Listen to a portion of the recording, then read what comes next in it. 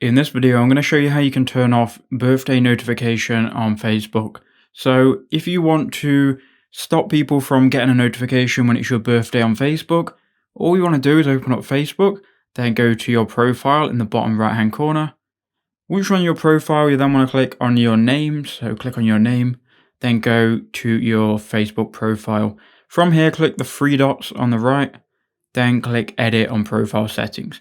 Now, once you're here, you want to scroll down to the bottom of this page. Once you're on the bottom here, you should see edit your about information. So go ahead and click on that. And then once you're in here, you can just scroll down to around the middle of the page and you'll get to basic info. Go ahead and then click on edit.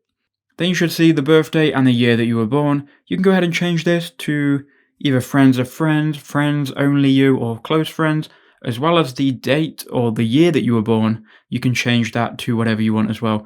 If you want only you to see it, you can just go ahead and choose only me, and then you won't send out notifications when it's your birthday. So I hope that quick video did help you out.